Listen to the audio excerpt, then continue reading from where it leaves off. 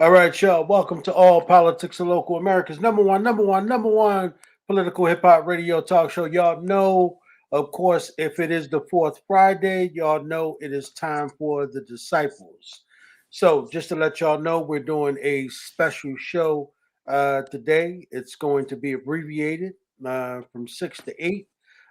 And so for most of that show, the disciples is going to carry that with giving us the good cheer in terms of sharing some of the wonderful things with us about why do we celebrate Christmas and why is this not about us but about Him and who is the Him and what does all that represent and particularly um, why do we celebrate Christmas in December if December isn't really the birth of our Lord and Savior Jesus Christ? Why do we do that? So perhaps we can get into a conversation with some of the disciples and some of the scholars, and they can break some of that down for us. And then, of course, we're going to talk a little bit about what's ravaging our city right now. COVID is picked back up. This new Omicron is attacking people like crazy, and people who didn't get COVID the first time all of a sudden got COVID now. So we'll talk about that. So, of course, my name is Ed Riley. I'm one of your hosts. And of course, down the bottom, I'm going to let Brother Zaid introduce himself. And then we're going to throw it off to the disciples and then let them do what they do best. Brother Zaid? Hey, hey, hey. All power, everybody. Where's our other disciple? I see my son is on my side and my brother's up top, but where's Reverend Louise Roundtree? One of our long-standing regal clergy families in Newark. Where's the queen at? I'm here. We're here, and we're ready to ride into another Friday on All Politics of Local America's number one all talk hip hop radio show here based out of Rutgers, Newark. Now in virtual space, wrapping up a heavy year end, right? On a heavy year and hoping we can go into the new year in spite of its challenges on a good note. So here we are. We ready to ride. Well, grace and peace be unto you from God our Father and the Lord Jesus Christ. It's just good to be alive. It's good to be on here and welcome, welcome, welcome. And just excited on this Christmas Eve, this Advent season. And just in spite of all that's going on, I still have my joy and I still have my hope. Yes, sir. Yes, sir. What say you, son? Assalamu alaikum. Is he still there? Did we lose? Did he come? Did he go off? Assalamu alaikum. There you go. There you go. There you go. How you doing, brother Ed, brother Zaid, brother? I'm good, brother. Pastor Ali, Pastor of the Hood. Is All John right, with sir. us? I know when I left, Reverend Roundtree wasn't with us yet. Yeah. Okay, I guess he's not with us, but I stepped away for a second, brother Zaid. I know you was introducing yourself. Oh, okay. No, you go ahead and show your moments. You got the mic. Go ahead and do your intro and then start your discussion. All praise is due to Allah, All God, praise. Jesus, Jehovah, Yahweh, Right. Fatah, whatever you call him. All of them. That's right. A set, a saw, whatever you call, that deity by. All praise is due to Allah. We thank him for granting us the privilege and the pleasure to be with you all for another show, the disciples, our last show of the year. All praise is due to God. It's been a very perilous year, a very tumultuous time in America and all throughout the world. So we are very happy by God's grace. I see Reverend Louise Scott Roundtree, our beloved sister, our friend, our freedom fighter, brother Zaid. She's like one of our modern day Queen and Zingers, Shantiwa, one of our great sister soldiers. My Lord. So thank you so much, everybody, for being with us today. And I'm very fired up, very elated, I'm very happy to be with us all. Pastor Ali, you introduced yourself. I had stepped away, Pastor Ali. Did you introduce yourself yet, Pastor Ali? Yes, sir. I went ahead and no dead air. I went and introduced myself. So Wonderful. it's on you and her. So Reverend Roundtree, go ahead. Yes, sir. You don't really need to introduce yourself because everybody already knows you. But go ahead, dear sister. Oh, my dear beloved brother, son, minister Abdul Haq Muhammad, it is such an honor to be, listen, amongst the land of the, they say amongst the land of the dying, because they talk about a place that's better than this. But I'm just glad to be amongst all of you, my brothers, today. To God be the glory, for this is the day that God has made, and we are going to rejoice because we got one more opportunity to get this thing right. Of course, you know, I'm Reverend Roundtree. Baba Zayed, they now have given me this name called Revolutionary Reverend. Dr. Ali, it is a blessing. That means you can keep your guns. That's listen. That's what I mean when I go out now. They say that's the Revolutionary Reverend. And listen, that's what I want to be. I want people to know. Listen, Nat Turner and all of these other individuals that have gone on before all of us that have been out there doing what they do. Listen, it's not for naught because we have a brother Ed Riley from All Politics and Local, the number one hip hop. Okay, come on, don't get me started because I'm already on fire. Because I love this brother called Minister Abdul Haq Muhammad, and I love this brother that God has given me We love you, to be in the midst of Baba, in the midst of such greatness, in the midst of great men who are not afraid to speak truth to power, in the midst of the sickness, in the midst of all that's going on in our communities right now. We still have voices. We still have to use them. And I don't think nobody knows better than Brother Ali, Pastor Ali in the hood, what a prophetic voice is. It's not somebody that goes out prophesying over folks' lives. We got to be the voice in the community, for the community, about the community, for the people, because those are people out there that don't know what to say, when to say it, how to say it. But we've got to be that voice and say it when it needs to be said. And listen, we going into 2022 with a new view. We got to have a new view. We can't look at the same thing the same way. We've got to look at things differently. So welcome, and thank you for allowing us this time to listen to us on All Politics and Locals, the disciples. I love you. Love you, girl. We love you also. Love you She's back. on fire right now, brother. Brother Ed. She came. You see, she wearing that red too, right? Right. Come on here. And black. Can't see the black. Brother Baba Zaid. Is John joining us, Brother Ed? He's in the background. He can hear you. Oh, okay. If you want to engage him in something. Text. He's sending out the text. 1 minute to showtime.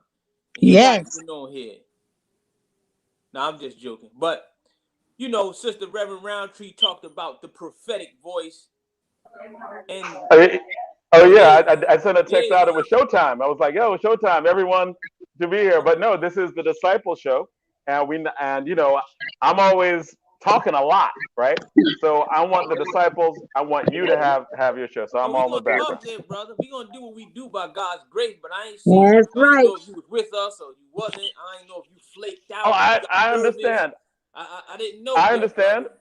Yes, sir. I understand, but I appreciate y'all, right? I appreciate y'all a lot, and y'all have a lot that you like to say. And I know me, right? We all know me. Ed knows me, right? I will talk. So Everybody again, I love knows listening to your Johnson. show. Everybody. So I'm gonna be in the background, making sure you're all right. Well, all right. You're Brother not even Ed, a background person. Don't even try it. That's right, Brother Ed, Reverend Roundtree. Yes, sir. Brother Ali, Brother Zaid. You know, Reverend Roundtree, you talked about the prophetic voice. Yes, sir. And you know, my beloved leader and teacher, the Honorable Minister Louis Farrakhan, whom I am a student of. A very prophetic voice, to be sure. He once told us that history is the recorded deeds of men, women, and nations as they struggle against impediments in their evolutionary march toward the absolute. My Lord. I once read, Brother Ed and Brother Zaid, somewhere it said that the historian is a prophet in reverse. And the Honorable Elijah Muhammad said that some men and women are born with the gift of prophecy, while others are trained into it through an intense study of history. We know the history of this nation and the history of this country. I don't know if I want to start here because I know we got a lot to cover and we don't got a lot of time to cover it. You got more time. You got more time than you usually do. I have to say this. can we all agree here on this call that the Honorable Minister Louis Farrakhan was right, and that white folks, as we know them, was wrong? Now I know, Brother Ed, you being an attorney by trade, you say, well, they was right. He was right about what? And, white folks was wrong about what? Because the minister has said They're a wrong lot of about things. most things. What wrong we talking about? And white folks, have said a lot of things. But I know, again, it's been a very turbulent year. Really a turbulent year and a half. And particularly as it relates to public health, whether that be mental health, physiological health, just health in general. But we know that we have all been under the, I would say, weight of a disease called the coronavirus. My Lord. Right? Is that right, brothers and sisters? I'm not teaching a sermon here. I'm just going, I got to lay the base for this, but I came here today to say something. Say it, bro. Come on, say it. No, and I got to say this. And matter of fact, Pastor Ali, I didn't have this on my mind to say, all Reverend Roundtree, but I remember this. And I believe it's in the book of Jeremiah, where it's talking about how you can tell a man from God from a charlatan. My Lord. Where it's something like, it says, like, if I had not God talking, if I had not sent them, then, basically what they say would bear no fruit. But if I send them, then you will have to face all that they say. I believe it's in the book of Jeremiah. Jeremiah. It's talking about the authentic prophets and the false prophets. Now, mind you, the Honorable Minister Louis Farrakhan has never claimed in no way, shape, form, or fashion to be a prophet. But I'm saying something here, right? You follow me? Okay. And I'm not here to be controversial, but I just want us to look at this thing, okay? And I just want us to weigh this. July 4th, 2020. Pastor Ali, Reverend Roundtree, Brothers I don't see Brother Ed. The Honorable Minister Louis Farrakhan gave a talk entitled The Criterion, right? And he said many things in the criterion. And I heard us, here go Farrakhan again with that conspiratorial talk. We said it all, as we normally do, right? But I want to remind us of what he said in this particular talk, all right? He said China says it was the U.S. Army that dropped the COVID-19 virus in China. And America says Wuhan, China produced this virus and they could have told us what they were doing, right? He said, Mr. Trump and all of your scientists, this was when Trump was in office, why don't you put your mask on and sit down for a minute while one of the ex-slaves whom God has awakened gives you guidance on what you seek? He said, I want to tell you right up front. Now, this is July 4th, 2020. I want to tell you right up front, you will not conquer this virus because it did not come from Wuhan. It did not come from Fort Detrick, Maryland. Because if you had made it, you would know how to handle what you made. But you don't know this virus. It's new. It's different. It mutates. It goes in different directions with a different strand of itself. You're running, trying to get a vaccine like you're really interested in saving the world from this virus. Right? I see Sister Donna. Welcome. We just laying out the base. Now, this is what he said in July 4th, 2020. Right? Have we conquered this virus? No. We have not conquered it. No. Now, the Honorable Minister Louis Farrakhan spoke once, July 4th, 2020. That was it. White folks have been speaking since the virus. And they've been telling us different things. Wear the mask, don't wear it, 1 shot, 2 shots, booster. All of these different things. Now I want to ask us, and I'm going to let it go. I'm going to be quiet. You all can have the show. If now, because we've heard a lot about the mask, wear it, take it off, 1 shot, 2, booster, you'll get it, you won't, right? If the Honorable Louis Farrakhan had came out and changed his mind that many times on any subject, you know what? I'll bring it home. We had a lead issue in North, didn't we? And what if the mayor would have came out to us and said, okay, there's lead in the water. Then he came back, it's not lead in the water. Then he said, okay, we got to change the pipes. Well, if we change the pipes, it'll fix it. Well, it won't. And he changed his mind several times. What would we say about him? Crazy. Indecisive. Don't know what he's doing. Indecisive. We would say, now we're talking about a black leader. Right. What would we say about that leader if he came out this many times on any subject? Well, no, is this, is that? Well, do this. No, that's not right. And he did it to us what those who are supposedly the experts are doing to us. If they did to us, one of our leaders, what they are doing to us, what would we call them? Would we still follow them? I'm just asking a question. I see your point. Well, let me ask you. I'm just asking a question here. I see your point. I'm just asking a question. If one of our own would have come out and made as was this, no, is that, if this, as many times as we have heard this thing change, this, no, it's not that. If you do it once or twice, or maybe you need 3 times, well, we're gonna take that off the market. That's not good. If one of our own leaders will have come, or a group of our leaders will have come to us and has changed their minds on a particular subject as many times as those who are supposed to be the experts has changed their mind on this, what will we say about them? Well, Minister Hawk, I just want to ask one question. Is that I'm asking a question, Sister Donna. No, I'm just joking. Is that a fair? Is that no? I want to say, is that a fair question? Because this is, we can't say this is. Well, this is, we can't say we haven't been in this territory before, because we have with Spanish flu. But the question is, did we learn our lessons from the past? But we also know, when it comes, what's the first lesson that we learn as we're getting ready to go out of our house and be independent? That we, as Black people, have to be 10 times as better, or whatever the number your family is giving you, but you have to be that number times better, and you have to, you just have to do better. So I'd say that to say that if it had been a person of color, we would have already been counted down at the beginning, just because of that's something we learned from the beginning. So when you go out, we always know that we have to make sure that we've sharpened our knife, way before we put our stuff out in there, because we've always been taught you have to be 10 times as better, because you can't do what everybody else does.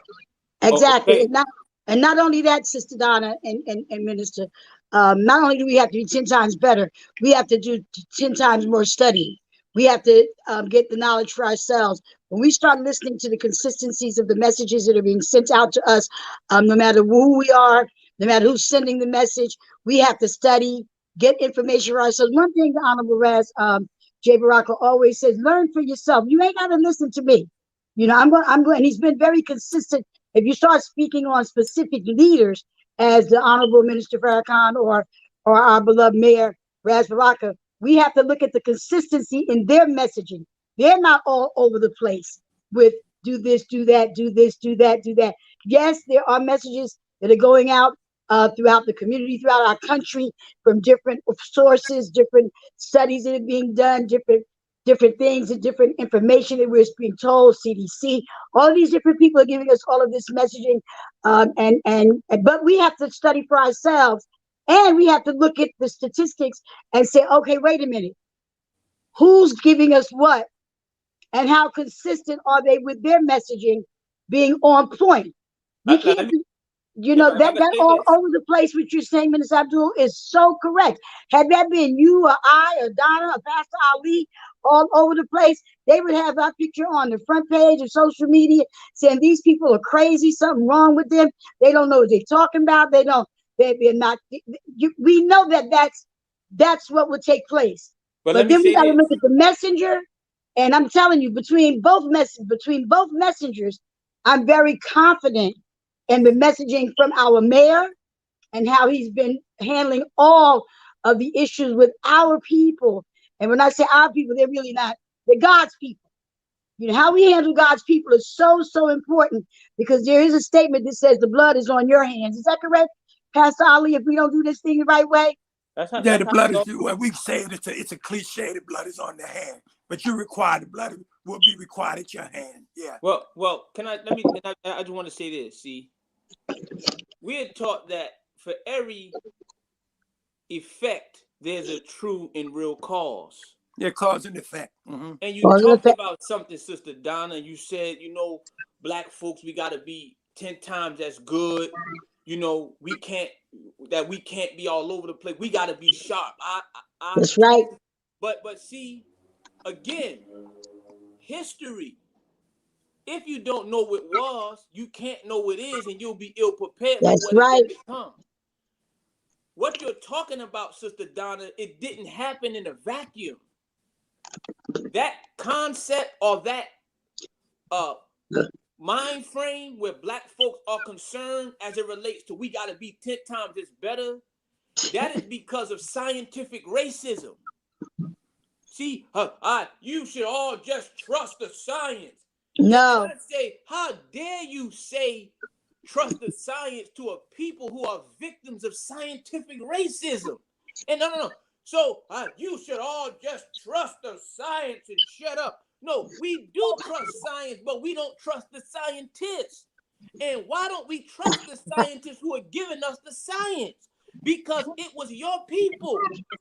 Carl von Linnaeus and Johann Blumenbach and Carl White and Robert Boyle and all of these quote-unquote great fathers of chemistry and anthropology and phrenology and the size of the skull and the IQ test. And you gave all of these scientific theories which said that black folk were naturally inferior. Our brains were small because of, you can tell about our intellectual acumen based on the size of our jawbone and our facial structure. And you came up with all of this hogwash and this nonsense to justify your oppression of black folk. And because it came from you, and we have always saw you as the authority, and we have always looked to you as our frame of reference, then we took it. Man, who said that? Oh man, he must be right about that. Oh, so my we Lord. took what Samuel Morton said about black women and Havelock Ellis, and we took what all of these quote unquote enlightened French, white, Eurocentric thought people said, right? We took it as truth. So now, when you look at black people in America, we're still suffering from this scientific racism. So what you're saying, Sister Donna, it didn't just happen in a vacuum. It's because something was done that skewed the perception of us and even white folks, which had no validity at all in science. Even race is not real. You created the concept of race, not you, but white folk. You taxonomized us and said, well, the Caucasian is at the top and the Afro, he's at the bottom, and the Mongols are at the My Lord. It's only 4. You did that. Oh, well, hold on, Sister Donna. You did that. We didn't do that. I'm sorry, Sister Donna, but no, that's okay. You. No, I know. It was you. It was your quote unquote father of philosophy, Aristotle, who came up with Brother Zaid, the climate theory. You said, well, because of climate, black folks, you live in a hot climate. Aristotle, they live in a hot climate, therefore they're ugly and intellectually inferior because we, the Greeks, we live in a more cooler, subtle climate. We are beautiful and we are more superior intellectually. It was your father, Aristotle, who came up with climate theory. It was medieval Jewish rabbis who came up with the curse theory, which said that because Ham had looked on Noah's nakedness, he was cursed black and made to be a slave. And that black folk, we were descendants of Ham. You did that. We didn't do that. It was Robert Boyle, who's quote unquote the father of chemistry, who said that black skin is ugly and deformed. The list goes on. So you came up with these quote unquote scientific theories that were just theories, but they were not based on any facts. It was based on bias, prejudice, and discrimination. My Lord. But because of who you were, we took it. Yo, who said that? Blumenbach said, and he know, that's the father of anthropology. He must know what he's talking about. And I'm saying that history repeats itself. And because they have always been our frame of reference, then we got to depend on what they say. I'm sorry, I'm not trying to have a monologue or soliloquy here, but please, this is the end of the year show.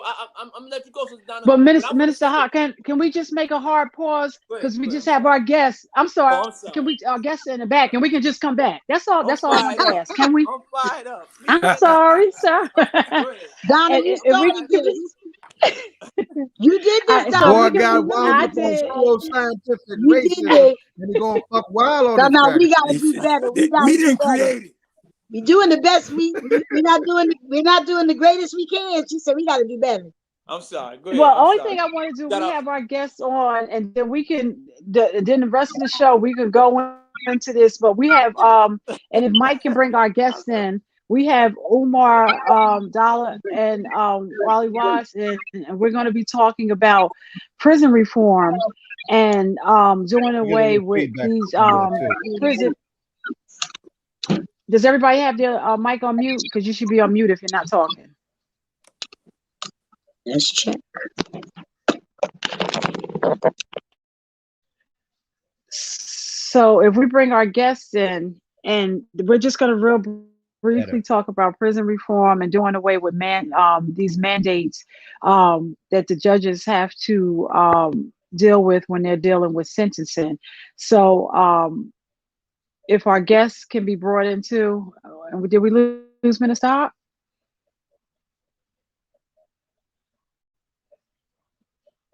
Is Mike in the background, sorry? Yeah, maybe he should be.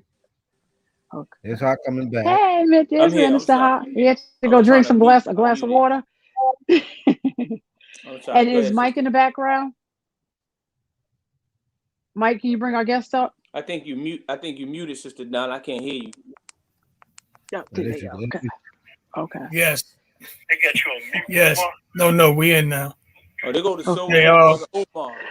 Yes. Praise be to I am Umar Dollar, and I'll have my brother, Wally Williams, aka Wally Wise, on the phone from the inside, where we do things like voices that we do on a different thing where we do voices from the inside, and we're here tonight because we want to talk about these unjust laws with this mandatory minimum sentencing that's directed at our people and puts us in these human warehouses for 30, 40. They take all our youth from us and send us home as older men, not having any direction. And when we get here and put us in a position where we're supposed to now try to find a way to direct our lives in a positive manner, when we actually have no idea what life is like out here as of now. We've been gone for Umar, decades. can you hear me, Yes. Umar? Yes, Okay, I so can hear you. we have an abbreviated show today, so we're going to be on a fast track. So I want you to briefly introduce yourself. So can you just give a little more about your Could you hear bio? Brother Zaid? Talk about the hear him. petition,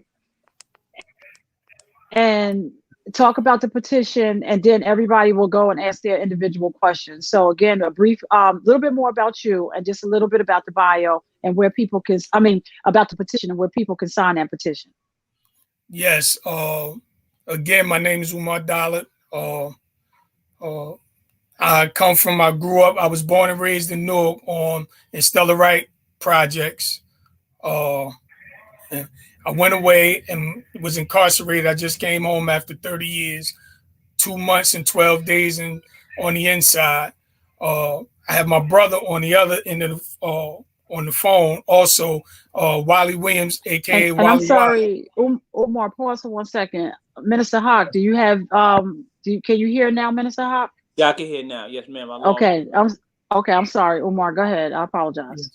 And I have my brother Wally Wise on the other end. And what we want to talk about tonight is these mandatory minimum sentences that has incarcerated us for decades, and how the disparity in the sentencing and the way that they sentence us is different from the way that they sentence our Caucasian counterparts, and how we're trying to get legislation put in place that can bring my brother Wally Wise and the rest of the brothers home from these unjust sentences that they're under right now, and the way that they're sentencing our youth right now.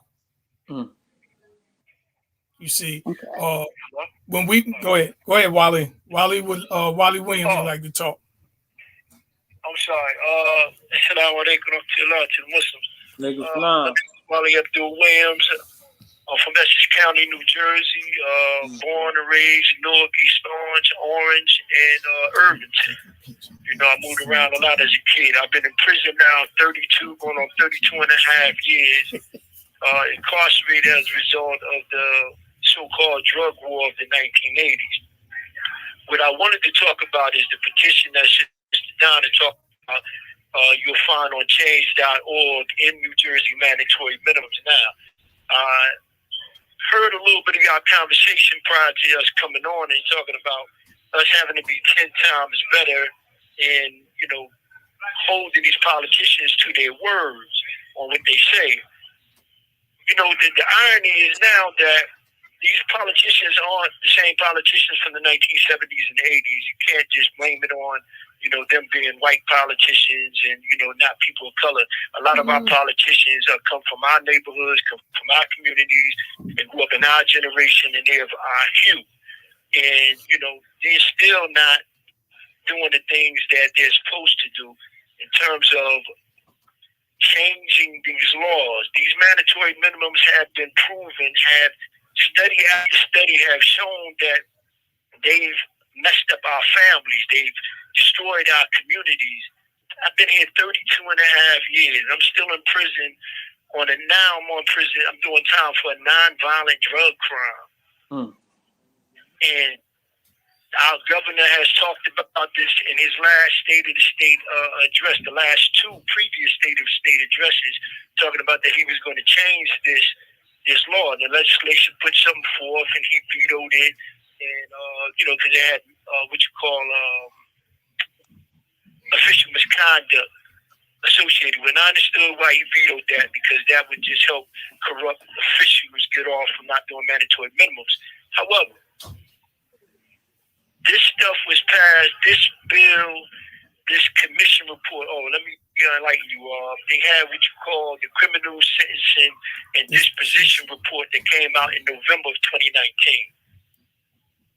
breaking down how New Jersey has the highest rate of racial disparity of any state in the nation, meaning our prison systems are 12 to 15 times more likely to lock up black kids and give them longer sentences. Now, you're giving us 30, 40, in some cases 50 and 60 years you're giving these kids, and you're throwing them away saying that they're not redeemable. But yet, the white kid at Rittenhouse out in Minnesota killed two people and shot somebody else trying to kill them, and they kept referring to him as a kid. They kept saying that he's a kid, that he's a child, and he's a good person. But when our youth catch a charge or get in trouble with animals and we need to be locked up, these same people, when we were getting high and we were out there in them streets, we were drunk junkies and drug addicts and crackheads and need to be locked up forever. When the white people all of a sudden started having drug problems, they need treatment.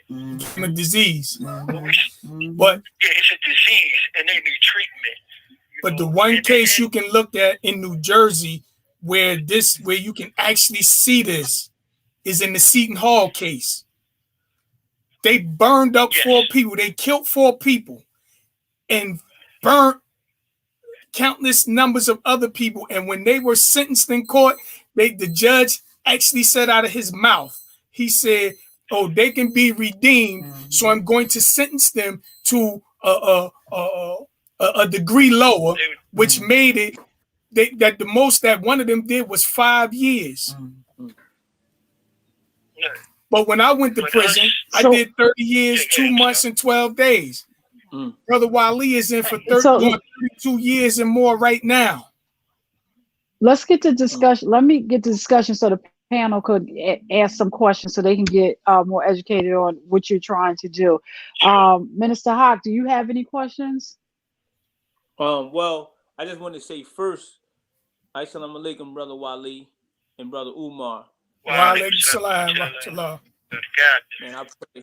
Man, I pray Allah will continue to bless you and keep you strong, dear brother, and continue to hold your head, my dear brother. But I want to let you know that I went online and I signed the petition. I'm on live right now, Instagram live. So if you could just give me, I think it's change.org, correct? Yes. So I want change.org in New Jersey mandatory minimums. And, we would like to see if we can get our numbers up to 5,000-10,000 signatures so we can present this to the governor come the beginning of the year, inshallah. So it's change.org in mandatory minimums? Yes. In New Jersey mandatory minimums. So, Minister Hawk, I'll get that and I'll have Mike put it up on the screen, okay? Okay, I hope everybody on my live heard it. Change.org in mandatory minimums. I have a lot to say on that, but I want to let my brothers continue to expound on it and explain it. And if anybody else, go ahead, Wally. Questions. Well, to give you some background real quick, when Governor Christie was in office, he had put together a panel, criminal sentencing and disposition commission, but he never appointed anyone to the panel. They're supposed to look into New Jersey's criminal justice system. He never appointed anyone to the commission. Incoming governor, current governor, Phil Murphy, impaneled this commission, putting retired Chief Justice Deborah Porch as the commissioner of the commission, along with the commissioner of the parole board, the commissioner of DOC, several Republican senators and assembly people, several Democratic assembly people. You have 60 seconds remaining. They unanimously agreed that New Jersey's prison system and its sentencing structure was racially biased and needs to be changed, and they put forward 9 recommendations on how to do so. Of these 9 recommendations, they've only implemented 1. Well, 2. One is compassionate release, but you have to be. You have 30 seconds remaining. Brother Umar, you finish, and I'm just gonna call back, inshallah. Okay, inshallah. See, this is now if you for the compassionate release that he's talking about, there was just a brother, Abdullah Grimsley, Derek Grimsley. First of all, they did not treat the brother, right? When he was complaining about his stomach for 2 years, then they found out that he had colon cancer. By the time that they talked to him, he was at stage 4. So when he asked for the compassionate release, which was supposed to be in his favor, they denied him. So he passed away 2 weeks ago. And Umar, just to be clear, who is the deciding? Is it this body that Wally talked about that's in panel? Who decides to grant or deny this compassionate release? Who's the deciding body? Well, the Department of Corrections. They are the ones who has the power to do, like, for even with our medical care.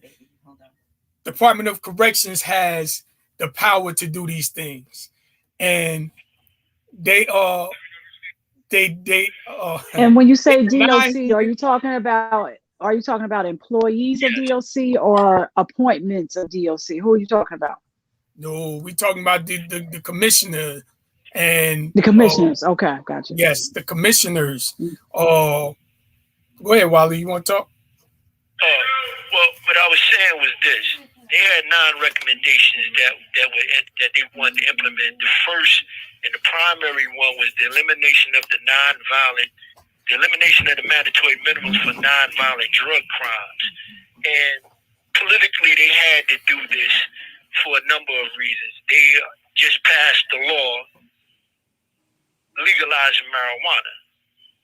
Now, the majority of people who are locked up for nonviolent drug crimes have marijuana convictions on their jackets. So you can't allow for these Fortune 500 companies to come in, because that's what it is.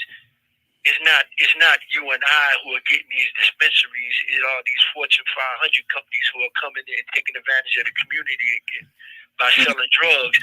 But you're keeping the individuals in jail for nonviolent drug crimes with mandatory minimums, 5, 10, 15, 20 years mandatory minimums for nonviolent drug crimes. And this is the one that Governor Phil Murphy spoke out specifically about in both of his State of the State addresses, his 2020 State of the State address and his 2021 State of the State address. And it's going on 2022, and they still haven't done anything with this. And this particular law impacts hundreds of people who are currently incarcerated, men and women who are still incarcerated, if not about 2,000 people that it would directly affect. And we're talking again about nonviolent drug crimes. You can't legalize marijuana and then keep people in jail for nonviolent drug crimes with draconian mandatory minimum sentences. So this is what we're advocating for, that they go to change.org in New Jersey mandatory minimums, try to run these petition numbers up, these signatures up to at least 5,000, 10,000, and then we have something that we can bargain with the governor on, because he's amenable to doing it, but sometimes he needs to be pointed in the right direction, or rather pushed in the right direction. And unfortunately, a lot of these politicians from our own community are not stepping up. They get in front of cameras at press conferences and saying that they support, change, and that the system is wrong, and Black Lives Matter, and whatever other slogan that's for the day. But at the end of the day, when they got to sign up and vote on something, they're absent. And we got to make them present. They have to be held accountable for what they're doing and what they're not doing.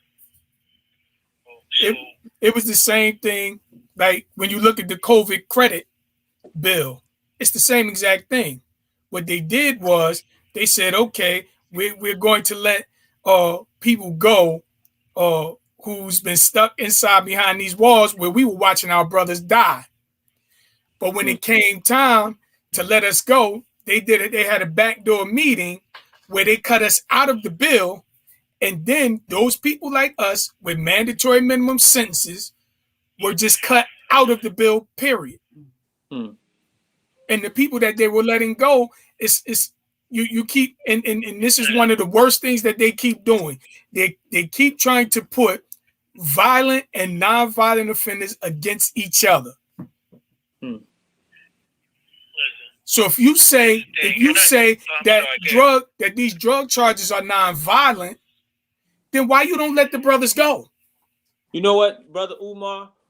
A report just came out, and it's talking about how New Jersey spent $11.6 billion on the fraudulent war on drugs. $11.6 billion on the fraudulent war on drugs. This whole war on drugs was a farce, because one of the advisors of Richard Nixon came out in his autobiography or his book, and he talked about how Richard Nixon talked about how this was a farce, that it was just a slogan or a phrase that allowed the United States government to discriminate, be biased, and lock up black men in droves. Then we know what was done in 1994 with the crime bill by Joe Biden and even Bill Clinton. So history is replete with various policies that were created in order to discriminate, and particularly against Black and Hispanic men.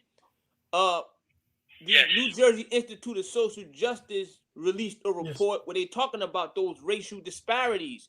And New Jersey have the worst. They say that a Black child in New Jersey is 18 times more likely to be arrested than a white child in New Jersey, even though Black and white children commit criminal offenses at the same rate. So it's not like black children are committing more crime. No, they're committing crime at the same rate. But again, New Jersey historically has always been a state drip. Matter of fact, they used to, our ancestors used to call New Jersey the Georgia of the North. Yes. Georgia, and here's something else to add to that. Because to play devil's advocate, some would say, well, you know, these guys have obviously committed crimes. Why should we, you know, let them out?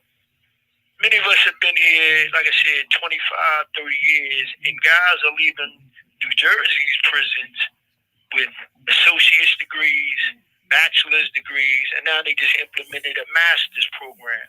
So you're not talking about guys who are coming home who don't have the mental wherewithal to acclimate themselves back into society as citizens, as tax-paying, law-abiding citizens. We have the facts, we have the data of the individuals who have went home and have successfully become heads of organizations, open their own businesses, working for major companies and running organizations. But these are the violent individuals who are doing this, the individuals who have done 30 years and better in prison. Or the ones that they say were violent, or the ones that they put the violent tag on. I've been home 9 months, right? I'm 2 classes away from my bachelor's degree in justice studies, right? I got my AA inside. When I went to the parole board, they said, we have never seen a folder like this ever. Like, how did you do this? Like, I did it because this is who I've always been. This is nothing new, you know, but you said you were going to throw me away and not give me a chance. But when given the chance, you see how we thrive. That's right. You know, we don't just do the work, we thrive. That's right. So now when I come home and I'm at your job right now, making $54,000 a year at your job that you said I would never be able to do, or I would never be able to work at because I wasn't smart enough, because I didn't have the intelligence. It was so bad that when we started the college program on the inside, they said that we were cheating. They said no, this is impossible. They can't do this. They're cheating. So then they sent their people in to sit in our class, whole envelopes, to make sure that the professors weren't giving us any leeway in the class. And then when they took the work back, they said, "Oh man, yeah, they not cheating. Yeah, because you said that you were throwing us away, but I'm telling you that I'm still here, and I'm showing you that I'm still here." You know, here's another point. These men are coming home. These men and women, pardon me, men and women, are coming home and showing a different paradigm to their families and to the community. And they're speaking to people in a voice that, after you come into prison and experiencing this life, you can't speak to the same people who are out there committing these crimes, to these same people who the government and the state are saying are irredeemable and throwaways. You don't know how to talk to them. That's why they're irredeemable and they throwaways. And I'm going back to the Minnesota case with the Rittenhouse. The judge, I'm not saying that the judge was racist. The judge could relate to this young white boy because he was once a young white boy, so he could relate to him, and he could see that this boy could still change his life. So he wasn't a monster to him. When I go there, or one of us of our hue go in front of a judge like that, they can't relate to us. So we're automatically monsters. We're automatically hood gangsters. They're not hood. Hey. It's not being hoods and gangsters. That was a power. There are issues. I'm sorry? Waleed, I just want to say, no, what Waleed just said, that was a very powerful statement. It wasn't so much that the judge was racist as much as he can identify because he was once a young white man. And I just wanted to say that we need to pay attention to that statement, because when we elect people who appoint people, it has consequences. We need to elect people who are going to put people who reflect our community, or the diversity in our community, that when somebody stands up in a courtroom, that they're going to see somebody who they can identify with. I'm born and raised in Orange, and we have a judge and a son, and it's amazing who a judge and his son followed in his footsteps as a judge's, and when you watch the reaction of a young man or a young woman who comes into the courtroom for a hearing, and they see this young black judge, and they're so thrown because of somebody that looks like them, or it looks like their brother, or something like that. So I just wanted to say that that was a very important statement that you made, Waleed, that it wasn't so much as he was racist as much as it was that he can identify. Can I add but one thing, let me say one thing. I know that people, some people say that with me saying this, that I don't get it and all of that, but I do, because I've been through the process. What you seen in that case was something that none of us, me, Waleed, all of the brothers that's of African American descent back there, and me behind these walls, we seen the judge implement the rules the way they were supposed to be implemented. Exactly. That's what you seen. Exactly. And in our courtrooms, that was an exercise in justice right there. They made sure that all of his rights were protected, preserved, and presented correctly. We go to court, many of us and many of our kids, we go to court illiterate. And what I mean by that is, when I went to trial, and I consider myself fairly educated, when these attorneys and prosecutors and judges started saying things that I had no idea what they were talking about. My parents had no idea what they were talking about, so they couldn't advise me or guide me.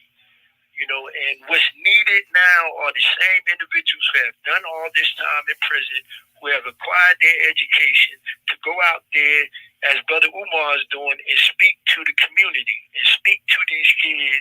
It's not about scared straight. It's not about that. But what it is about is looking these kids in the eye and saying, look, I can relate to that. I was in that hallway. I was on that corner. I was on that block. I did that. I was in Trenton. I was in Broadway. I did that too. So, what you're doing right now is a movie I've already seen. Let me tell you how it's going to end. Now, Waleed, wait 1 second. Let me just hear what Minister. For you to relay that to them. Waleed, I know your time is going to wind up. Let me hear what Minister Hawk. He had a question for you. What was the question, Minister Hawk? I'm sorry. It wasn't really a question, but it was a comment that, you have 60 seconds remaining. I'm sorry, Brother Umar talked about. Well, let's get Brother Waleed. Go ahead, Brother Waleed. You got something else you want to say? No. Go ahead, brother. All I can do. I mean, as long as y'all on, I'll just call back to the brother. That's okay. That's real simple. Go ahead. Thank you, dear brother. I want to say this, that Brother Umar said this was always me. This is who I was. But oftentimes it's the environment. It's not conducive. And you have 30 seconds remaining. White folks know this because after World War II, after Europe was destroyed and decimated, it was an environment that wasn't conducive. So America created what they call the Marshall Plan. Why? Because they said if we leave Europe like that, it's going to be a breeding ground for communists, a breeding ground for criminals. So let us do what? Let us rebuild Europe so that it won't become a breeding ground where they could recruit now communists who are angry at what America had did to them, and then they become our enemy. So America knows the importance of a proper environment. and our environment is not proper. And again, not because something we did, but the hood and the ghetto was created by the United States government by certain policies, redlining, the quote unquote New Deal, these policies that they put in place that made the hood quote unquote what the hood is. So again, I just wanted to bear witness to what my brother Umar said. Jada Kiss said, man, it's a brother upstate, better than Jordan, who didn't get that break. So we have brilliant men and women who are behind the walls. I wanted to show this real quick. I got to show this. This is my leader and teacher, the Honorable Elijah Muhammad. This is his mugshot picture. You see, Elijah Muhammad know what it's like to be on probation. He know what it's like to be in state prison. And we saw the transformation that he was able to produce in the lives of hundreds of black men. The most notable being Malcolm X, who were in there, who was a brilliant man. But what? He had not been in the right environment or encountered the right person or the right individual to bring out of him that which lay dormant. So we have brilliant brothers and sisters who are behind the wall, but they've never, they didn't get that chance. They ain't meet that voice yet. So we need them out here. Yes. So we got to go online and sign that petition. Mm-hmm. Yes. Yeah. And also, I know, change that in New Jersey mandatory minimums, please. We're gonna put it. We had it up once, and we're gonna put it back. But I wanted to know, Reverend Roundtree or Pastor Ali, did y'all have any questions and/or statements? Oh no, I think they're very clear what they're saying. I think the Lord needs to be, the petition needs to be filled up. Yes. And we have to make sure that we get people to sign on, because we know what moves politicians are petitions. And I ditto that, Sister Donna, brother, I commend you for the work that you're doing, for staying on the wall, for making sure that we're all aware and have the knowledge that we need. I'm with Minister Abdul Haq Muhammad and my brother, Pastor in the Hood, Ali. We are going to do whatever we need to do to make sure that we get those petitions signed and whatever else we can do to assist with this movement, moving in the right direction, especially for our brothers and those who are incarcerated. My God, it just to hear you speaking and to hear firsthand some of these stories. I have relatives that have gone through the system. I am very much aware of a lot of this, and of course you are, Pastor Ali and Minister Abdul Haq, because you travel these halls. You've been in these halls, you've heard the stories, you've met with the people, and here we go again, the voice for the voiceless. We need to stand with you and help, and more people need to speak out. We got to stop being silent about those things that matter. We know that quote from Dr. Martin Luther King too well, but we've got to start being silent about those things that matter. We've got to make a noise, make some noise. We've got to do it. And I stand with you as a sister on the front lines with this movement to do whatever I can to assist. Thank you. Appreciate you. Yes, appreciate you all. You know, and Sister Donna, one of my favorite things is to say that, unfortunately in our community, we're afflicted with apathy. I mean, we just, if it don't directly affect us, it's like, it doesn't, it doesn't concern me. But, as you spoke about Dr. Martin Luther King, when he wrote that letter from the Birmingham jail, that was one of the things that he said, when injustice is any places, every place, it affects, that's right. That's right. all of us. It affects all of us. That's right. You have to get out of that apathetic mindset and attitude and realize that it may not be affecting you directly right now, but it might affect your kids, your grandkids, your nieces, your nephews. It's going to affect somebody in your family at some point if it's not addressed. So these people, as Sister Donna said, that we appoint to office and elect to office, we need to be emailing them and writing them letters and getting on their phones and have a relationship with them.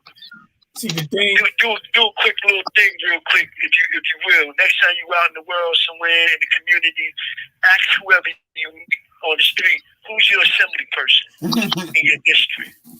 Who's your senator in your district? They may not even know who their mayor is. And, that's a problem. That's a problem. This is why they continue to do these things to us in an unjust way, because they only come around during election time and smile, and we think, because we got a photo out with them, that, they're working, for our cause, and they are not. And they need to be held accountable. Again, change.org in New Jersey mandatory minimum. Change.org. Listen, I appreciate you all. We're gonna put it back up, but Wale and Umar, this is your first time on the show, and this is a political hip hop show. So we have a question that we ask all of our guests that come on, and Wale, you can answer it first, and then Umar, you can follow up. We would like to know what hip hop artist, individual or group, who are you listening to these days? Individual or group? Listen, I'm a dedicated, loyal Jay-Z, Hove. All right. Dedicated, Hove. No question, Hove. All right. No question. Well, Umar? for me, I'm being honest. I don't listen to music that much, so I'm always gonna go back to those that I have an affinity for, which is KRS-One and Rakim. All right. I was gonna say, I knew you Right. were gonna say Rakim. Yes, So, well, thank you for being here, and I would like us to actually hold ourselves accountable. And Minister Hawk, Reverend Roundtree, and Pastor Ali, if we could invite them back in the January or February show, just to see where they are in terms of numbers, just to see if there's anything else we could do. That makes sure that we are doing what we can do on our side, and we're hearing that that they're reaching their goals. So if that's something they can do, and then in closing, if you want to say anything as we close out on this segment. One thing I want to say: the next time I have the opportunity to talk or speak, I would like to talk about the 13th Amendment and how if we don't have him to change this 13th Amendment, all these reparations that we keep talking about as a people, we're not going to get it until slavery is abolished in all of its forms. Ooh. Absolutely. that's right. That's I right. didn't even follow that. That's good right there. That's a strong statement right there. That's good. I appreciate you allowing me to speak and hearing me, and hopefully seeing me, even though you can't see me. I hope that you see my plight and see what I'm fighting for. And I appreciate you all. And I wish you all the best this coming year, and to be safe out there with this COVID. Yes. And Zaid, I'm sorry. Did you have anything to say? Minimums, please sign. Okay. Thank you. Thank you, Brother Wale. You're welcome. All right. Thank you all. Assalamu alaikum. Wa alaikum salam, rahmatullah. Man, wonderful, great show. Definitely, a area that has decimated the ranks of the black man in America. An article came out in the New York Times 2015, and the name of the title was Missing. Where have all the black men gone? Yes. And in this particular article, they said that at that time there were over 1.5 million black men missing in America. And they said, where did they go? And the report came back and said that they were either in jail or they had died, of early death. And it was talking about how black women in America, out between the ages of 25 and 54, they had outnumbered black men by 1.5 million people.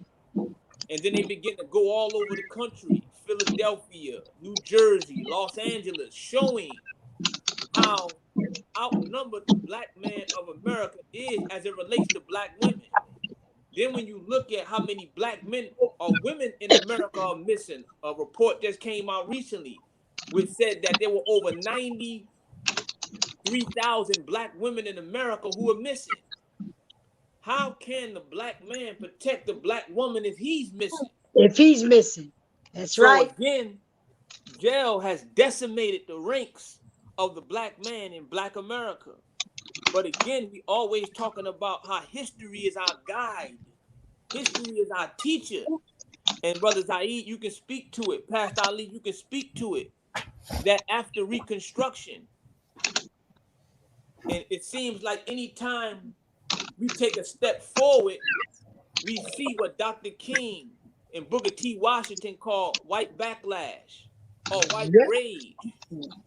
And they begin to create these convict leasing laws or convict leasing, and they put all of these draconian laws on the book, vagrancy, and all of these different laws to be a justification to really lock black men up. Because as the brother said, the 13th Amendment abolished slavery except for when you commit a crime. Right. So again, they begin to create all these draconian laws where black men would be arrested for not, quote unquote, laundering or whatever it was. And they knew we didn't have the money to put up the bail. So they would then release us to that chain gang, and we would have to go here and build a railroad, and the conditions was deplorable. And this is what this country did to us. But as it was in the beginning, so shall it be in the end.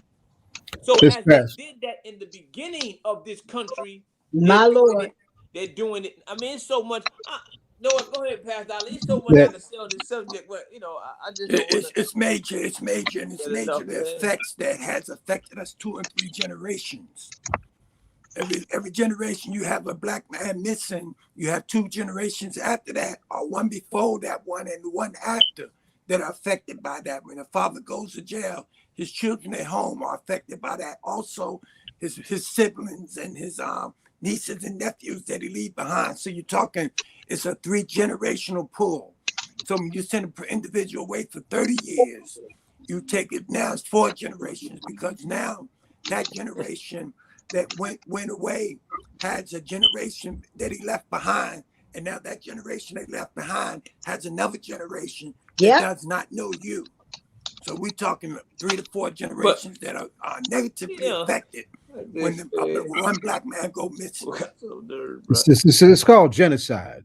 That's exactly what. Let's make it plain. This past week marked the anniversary of the great Paul Robeson, straight out of Jersey, by the way. That's right. William Patterson delivering a petition to the United States on December 17, 1951, charging the United States with genocide for violating the human rights of African people in the United States.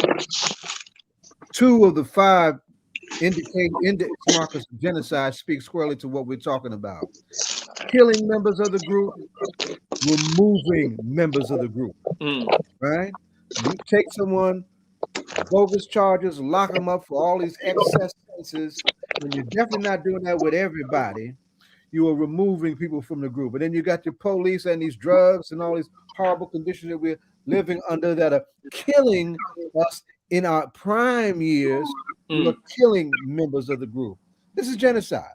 This is how you begin to reduce a population's capacity to take care of itself. Right? That's right, brother.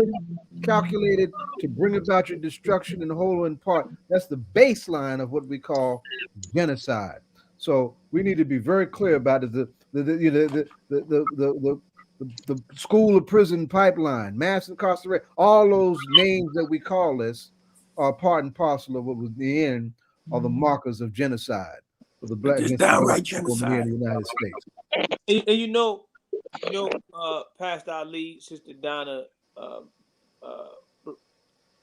Brother Zaid, I look again the hypocrisy of this country, brother.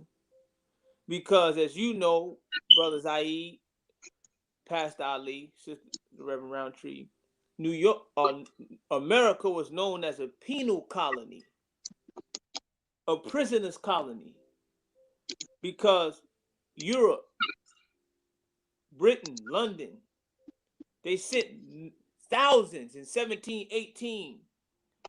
They created what they call the Transportation Act.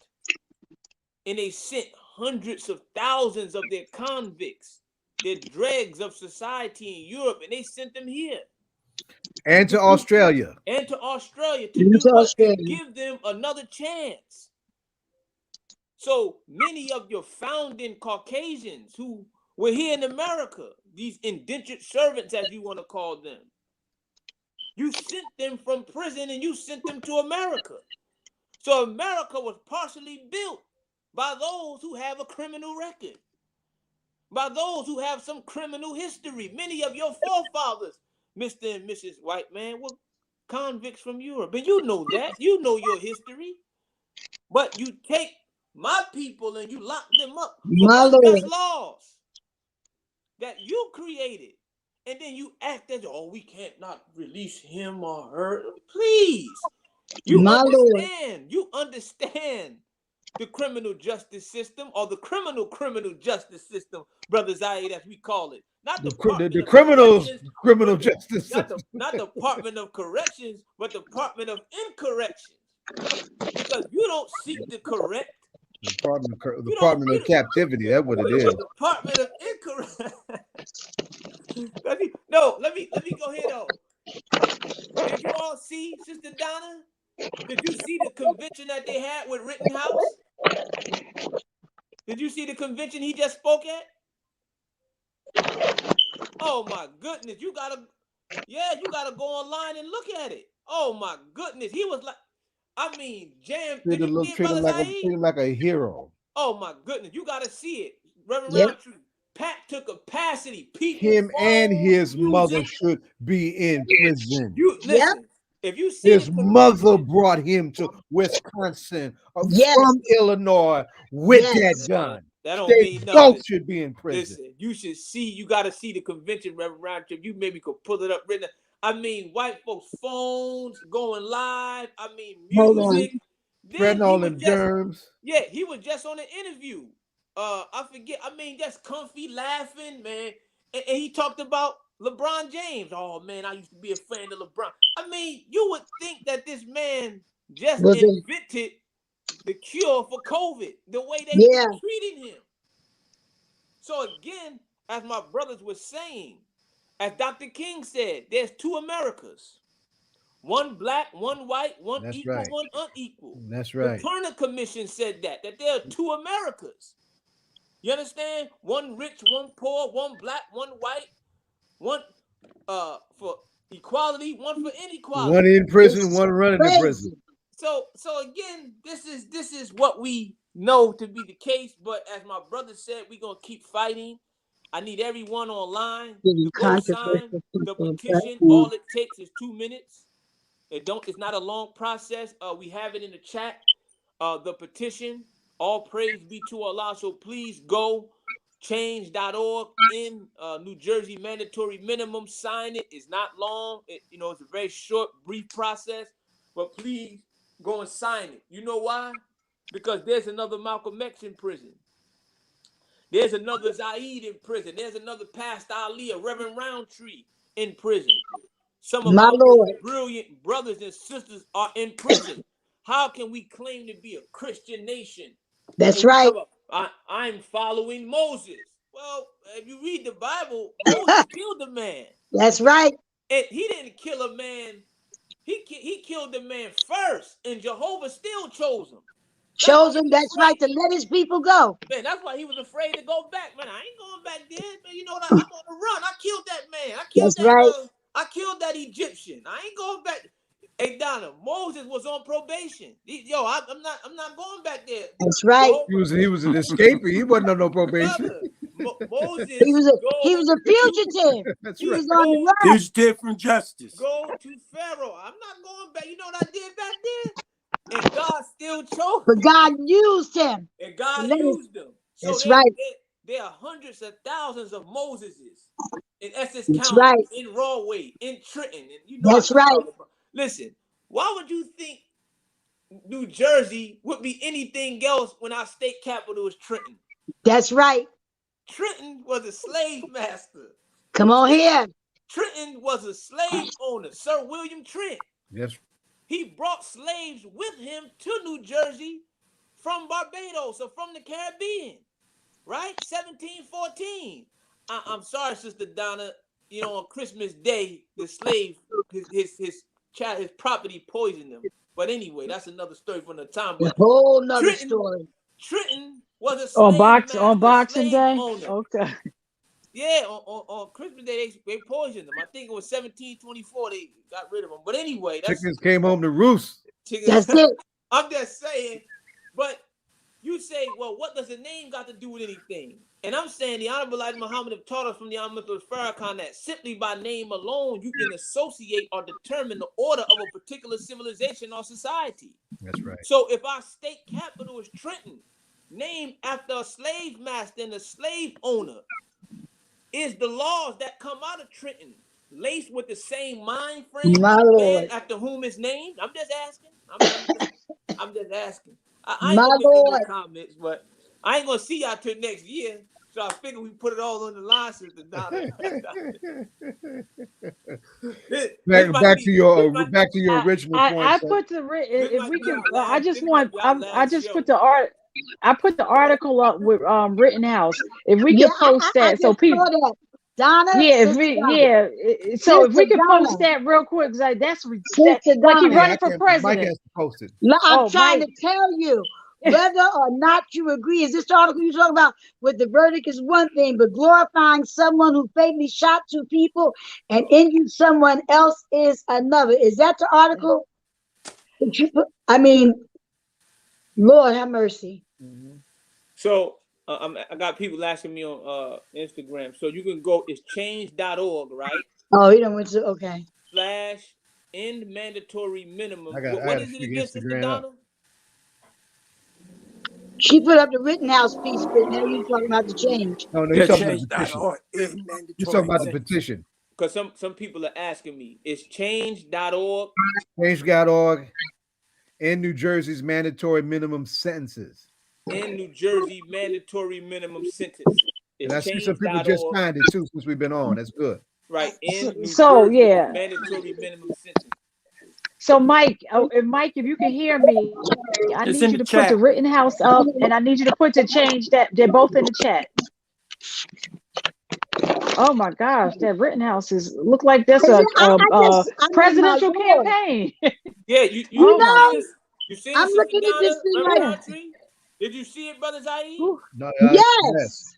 Man, he looked like the primaries. I mean, they recording, they got music playing, colors, lights, and they really celebrating him. What happened after the Caucasian in South Carolina went into the church and shot 9 of our folks? 9. Where did they take him? They took him to get something to eat. They took him to get something to eat. Was it Burger King? They took him to get a burger. We know you thirsty from shooting all of them. They took him to get a burger. My Lord. We see Rittenhouse being celebrated for doing what they have always done.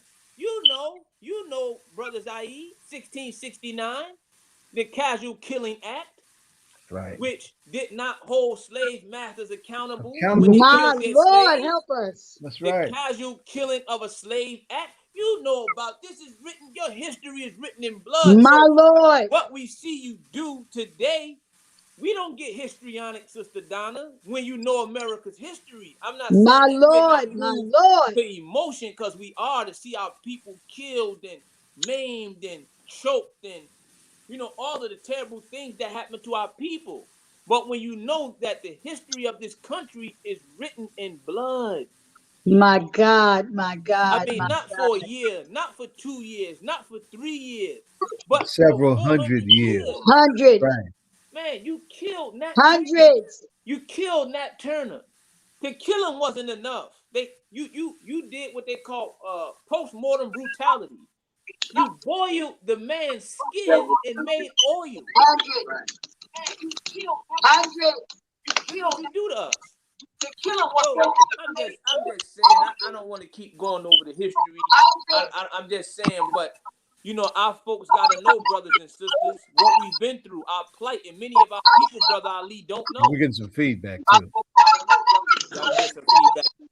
Many of our people don't know what we've been through, Reverend Roundtree. They don't know that They don't know about the hush harbors, They Brother don't. Ali. They don't know about what we call the invisible institution. That They we have don't. no church buildings. The first church building was in a hole or ditch in the back of the That's right. woods. That's And white right. and black people were so we was full of so much ingenuity and My brilliance that God. My God. we knew that sound traveled through the air. So we would take wet blankets and we would put them up so it could take the sound while we was worshiping. See, we don't know about when we went to the church, we had to sit in what they call the nigger pew. Come on here. See, our people don't know about They what don't we know have about that suffered. watch night service when that finger went up. While Come they on. really was putting that finger up. While we celebrating new. Okay. Come on, That's it. they don't know about that. You understand? They don't know how the black church was our incubator for greatness. Yep. That the black church was the training ground Yep. for black leadership in the black community. See, they don't know about that, Reverend That's Roundtree, right. Brother Ali. That's right. They don't know about that. So we have to educate and enlighten our people My Lord. as it relates to what we've been through in our plight. So when we see what's coming, not that we're not going to feel some type of way, but with what resolve of mind. Yes. Look at it. And we can try to make a difference. But it's 7:21. I know we talked a lot about so much, but Brother Ali, Pastor, go ahead. We all right. We all right. I'm stopping. I'm stopping. But Young man's on fire tonight. Very good. Very good. Always. It's so much that we got that we have to do. We going into 2022. It's a lot that we have done. Reverend Roundtree, Pastor Ali, we've been on many battlefields. Yes. So much has happened in the city of Newark, the lead pipes, lead in the water. So much has happened, so much has been done, so much is being done.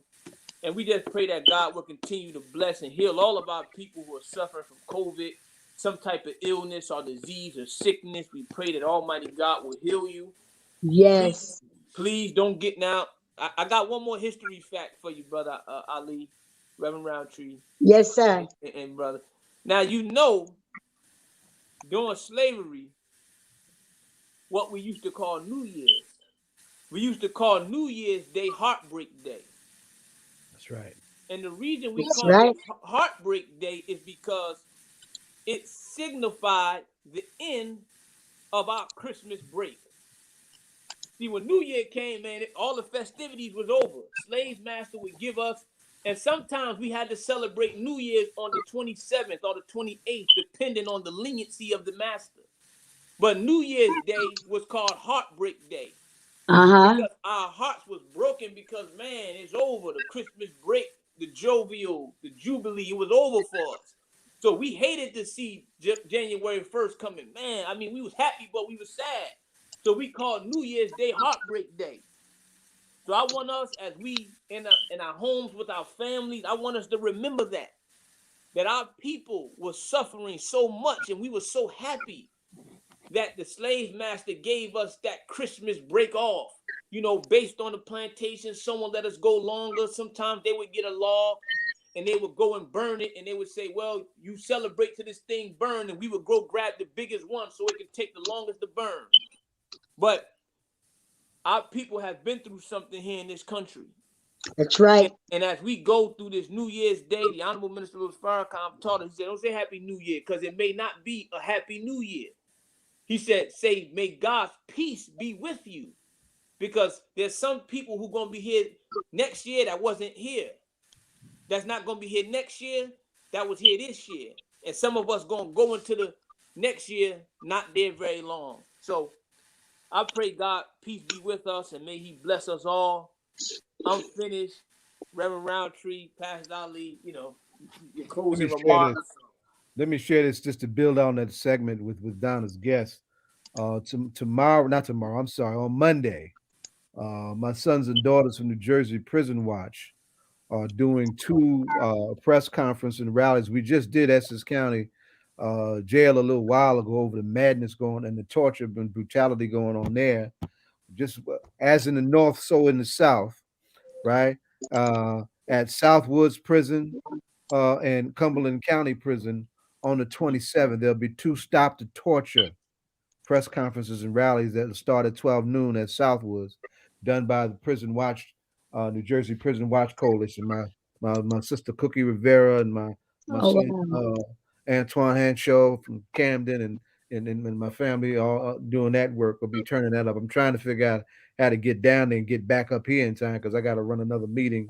That makes it's that's a lot of ground down in Bridgeton, by the way, the same Bridgeton where Jerome Reed, our New Jersey Hands Up Don't Shoot case, was killed, and a couple years later with Darryl Fuqua was killed, right? So that's I want folks to look forward to that. And Brother our son was rolling today. He was really Is there a on flyer for that? fire, and he had a good. Yeah, I don't know. I don't know how to lift the flyer up in But the is there chat. one, Brother Zaid, for those Yeah, press I'll conferences? put it on. I'll have somebody put it on our Facebook page. I don't know how to put it a flyer in the chat. Okay. That's my 20th century limitations. I have to bear with me, right? But yeah, I just put that out, and we've been putting it out because it's been planned for a few minutes now. So our folks down, our folks in Trenton on down, right? Wow. need to head down to Southwood on the 27th on Monday, which also is Kujichagulia, self-determination, the second day of Kwanzaa, by the way, on the Pan-African calendar, right? So the whole question of what these brothers are going through, and they were young men, right? Yes, brother doing all that time for something that just simply does not merit it. Mm. And that's genocidal as all hell, and it doesn't matter who's the president or who's the governor. They've been perpetrating this because that's who they are, right? Mm. The descendants of the prison colony created a colonial prison colony of those who they put in captivity. That's what they did. And may this next year bring us closer to breaking as many chains as we need to break, no matter who gets caught up in the breaking as necessary.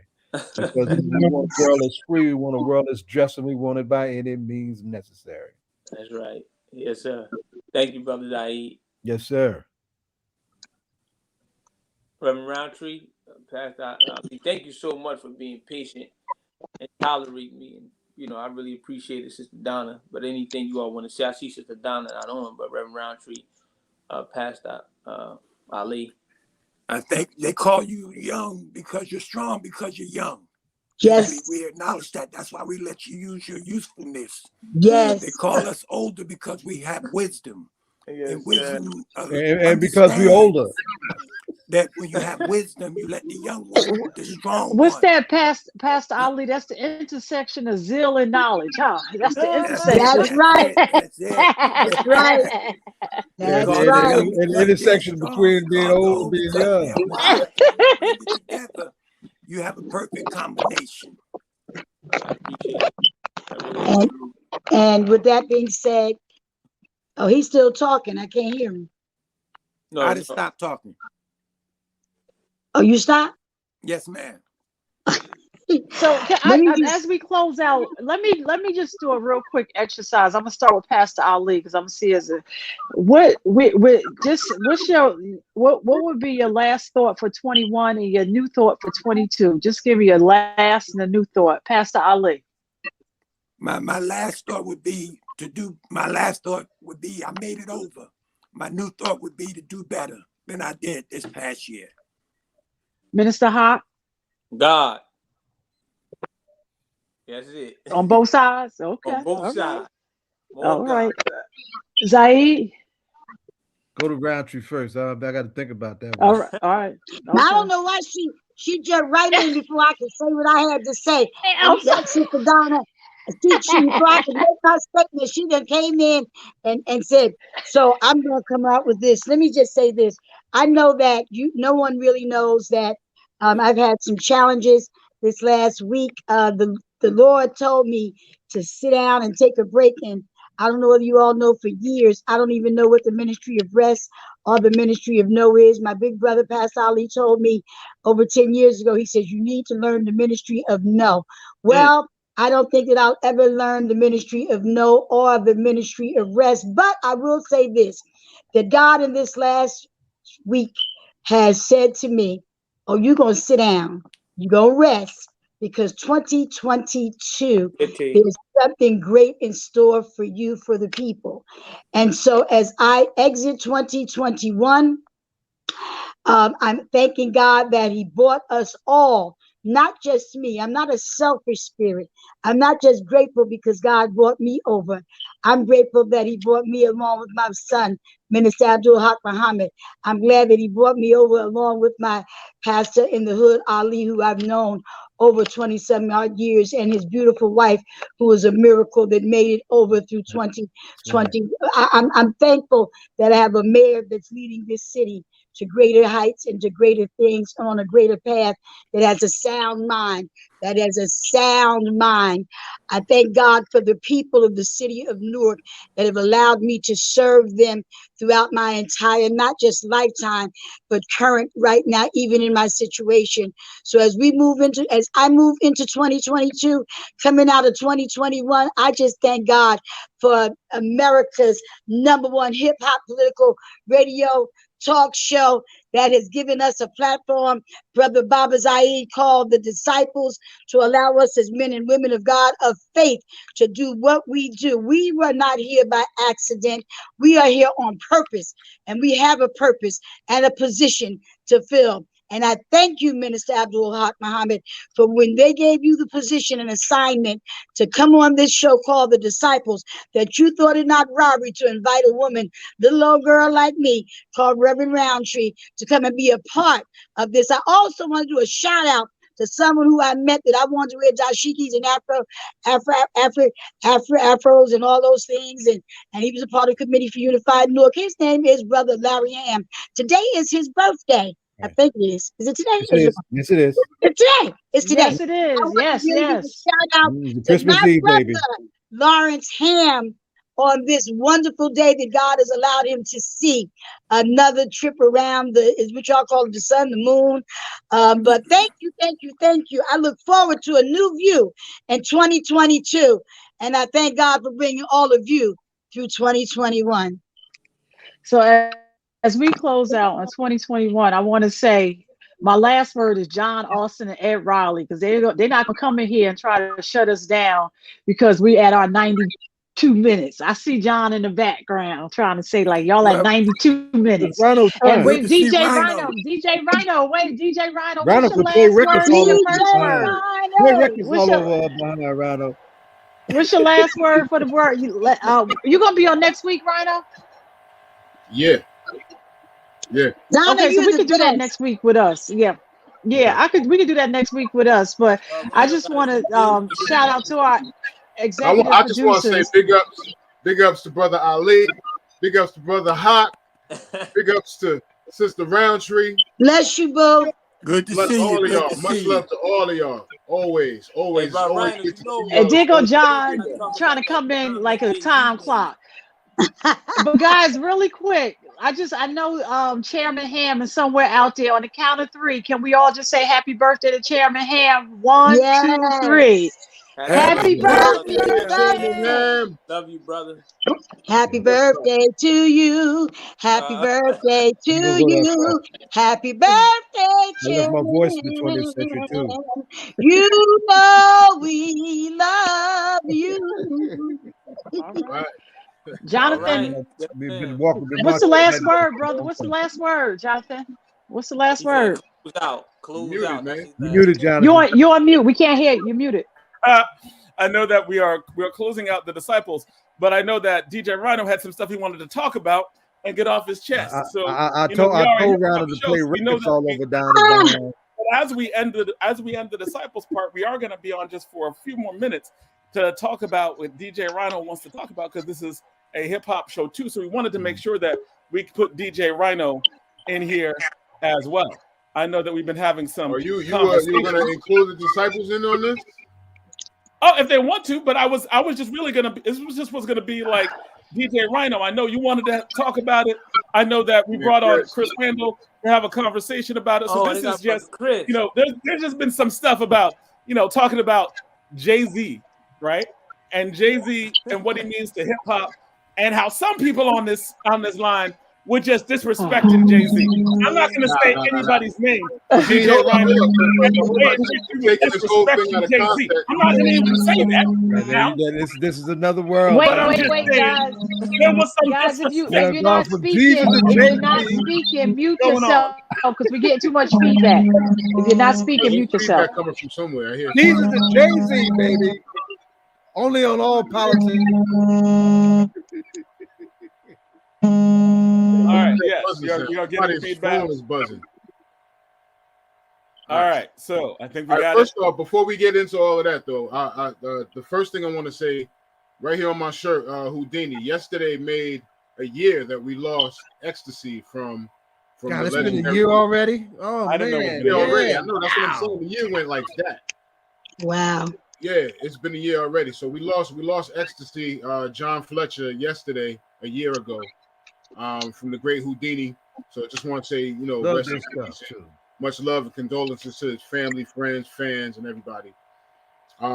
Also, just today, I believe, midnight, Nas dropped another album produced by Hit Boy. Him and Hit Boy, they've been a team since the last few albums. I know King's Disease 2 was Hit Boy. This one is produced by Hit Boy. I think Hit Boy is probably one of the only features on there as far as rhyming. But it's Nas. It's 9 songs. The name of the project is called Magic. He just dropped it after midnight this past evening. This past morning. So that's out right now. So go check that out. On all your platforms. So all right, now let's go. So Jay-Z put out a statement in some interview that he was in, where he made a statement saying where they were talking about verses. I guess they asked him about verses and who he would go on stage with in a verses. And so Jay-Z basically said nobody could stand on that stage with him. Nobody could stand on that stage with him. So that quote, of course, went viral. And hey, right now, at this very second, you can go on Facebook, Instagram, people talking about this stuff. They've been talking about it for 2 days now, and it's just getting crazy. But the main thing is you have a bunch of people saying, okay, yeah, Jay-Z's right. Can't nobody stand on that stage with him.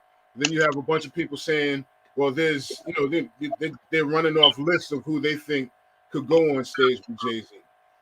So that's been going crazy. That's been the big talk right now. And I know John jumped in because I threw some options of who Jay, and it wasn't even an option, honestly. When I first said anything, it was about, okay, well, before all of this hype with Jay-Z, before Jay-Z made this statement and before it all went viral, everybody was talking about Busta Rhymes. And everybody was saying that Busta Rhymes, nobody is going on versus stage with Busta Rhymes because Busta's energy is just too bananas. It's too crazy. So that was the talk. Everybody was talking about nobody could go up against Busta. Then all of a sudden, this quote comes out with Jay-Z.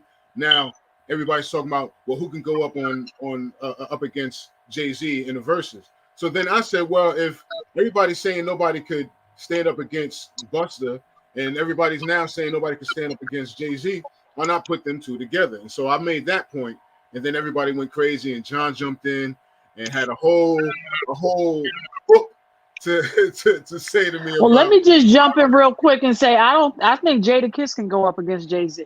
So all right, well, see, this is let me just say that. First, before we even go in, I really want John to break down, because it's really important what John was saying about Jay-Z and his career, his impact, and I want people to hear that first before we can go into it, because what he says, I told him I totally agree, but I need the people to hear that. So John, so please. we're just not talking lyrically. Go ahead. Oh well, actually, right, like, I think Chris Randall is in the house. Chris Randall. I know Chris has something to say. I'm waiting for that. Right. Like with me, I think that people just have been disrespecting Jay, right? Like I think that there have been some levels of disrespect there because they haven't realized what he's been doing over 30 years, right? Like he's never fallen off. He's never had to have a comeback. He was always relevant. Like he's been putting out albums. Like he has put out more classic albums than people have had singles. Right. He has influenced. Okay, right? so Like, he's been I'm talking consistent. about- He's been consistent. not just consistently pushing the culture in ways no other hip hop artist has for 30 years, right? Okay. Like every time Jay-Z drops an album, it's an event, right? Like when he dropped 444, it was an event, right? When like he's been making great and it's not, people were like, It oh, reminds he's me a of mogul, Michael he's Jackson. dead. Remember when Michael Right. Jackson would drop an album and it was And it's an event. a whole event. Right. Right. And this is like not special event. It's just the strength of what he's going to write about and talk about. His writing, people talk about him being a mogul. I'm like, he's a brilliant writer, right? Like Reasonable Doubt talked about like the way in which he talked about drugs and poverty and the war on drugs and the way, like, it's not glorifying, it's good writing. It makes you think about it, right? Like Jay-Z makes you think. Jay-Z makes you read. Jay-Z is one of those writers consistently that does that. American Gangster was I thought was one of his most well-written albums, right? Like, but he's consistently doing that. Then he pushes the culture in terms of production, finding all these people to produce him. Like he actually, like people are like, well, Jay-Z doesn't really have anyone who follows him. Kanye followed him. Like without Jay-Z, do we have Kanye? Right? There's some like all the different producers who are producing on Jay-Z first. His ear is great. His ear for music is great, and his writing is great. There were law journal articles made for 99 Problems, right? Like his writing was so on point that people were using that in law journal articles. He had so many killer albums. Right? Obama used it. Right. Obama was using the Black Album like Dust on His Shoulders, right? Like during the campaign, he was doing like Dirt Off His Shoulders and like he's influencing presidential politics with his lyrics, right? Like you had a situation where Obama was trying to open up relations with Cuba. There were a lot of before that when Beyonce and Jay-Z went to Cuba, right?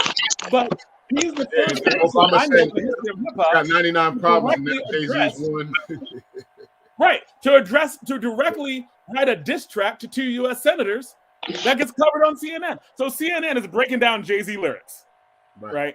Trying to be like, oh, CNN's like, oh, what's Jonathan Obama said that he used Jay-Z's lyrics on the Edmund Pettus Bridge. Obama said that. Right. He said he opened up in part of his speech. Yeah. Right. So part of me is saying when Jay-Z says there's nobody who can be on the stage with me, like now he's not talking about performance, right? Like because there are a lot of people who can perform better than Jay-Z, right? Like if you say Busta can perform better than Jay-Z or Kanye has a better show than Jay-Z, then that's not where I'm going. Now Jay-Z might say, they haven't heard me, right? This is my thing. This is where it comes in. Is that what you have to understand is the context of that conversation was the versus stage. Now, because everything you said, I totally agree with. Like, who's messing with Jay? Like, who's even on Jay's level? Like, nobody's on Jay's level. Right. Like, nobody. You know what I'm saying? But like, we're talking about a versus stage. The versus stage, all of that other stuff, all of the social, political stuff is not going to be on the versus stage.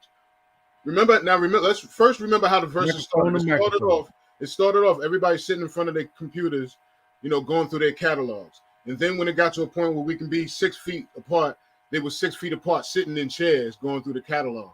And then it got somewhere it got to a point where, all right, well, we can step up out of our chairs and sing a little bit and perform. You know what I'm saying? And so now with the Locks and Dipset, we saw how it's all out, back to the stage, full performance. So you're not just sitting there, you're not just going through your catalog, but you're also performing your catalog. And that's what's being dealt with on the versus stage. All of the other stuff about, what he's done, that's not going to take place on stage. And that's not going to be considered. That's all I was saying. The only pushback. Right? Hold on, let me finish. The only pushback. Hold on, let me finish. Is that on stage, it's going to be about the catalogs and the delivery. And what I was saying is that, first off, I wasn't even saying that Busta and Jay-Z should my first thing was, if they say Busta can't be touched and they say Jay-Z can't be touched, put them together. That was my thing. Then it all came out, well, who beat who? And my thing was, I'm not saying who's going to beat who. What I'm saying is Busta could definitely give Jay a run for his money when it comes down to the delivery of his lyrics. The delivery of his lyrics. He's got mad energy. Nobody's messing with Busta's energy on that stage. Now, the stuff Jay-Z is saying in his lyrics as well as his catalog is going to give Busta a run for his money. You know what I'm saying? So what I'm saying is it would be a good bout. I just want to see a good fight. It's like when I'm watching boxing, I want to see dudes like punching each other out, and then I want to see a knockout somewhere in the fight. I don't want to see, one overpowering the other. I want to see a good fight. I want to see them both throwing some serious blows and catching each other good, and then boom, you get a knockout in the end. So that's what I want to see in verses. I want to see a good bout. You know what I'm saying? And I think it would be a good bout between Jay-Z and Busta, since everybody's saying neither one of them can be touched. Then throw them together. That was all I was saying. And my only pushback 15 on that, rounds right? of lyrics. Right. But my pushback on that, right, is that the whole concept of verses is that you have some level of equals versus equals, right? Yeah, well, Busta's an equal.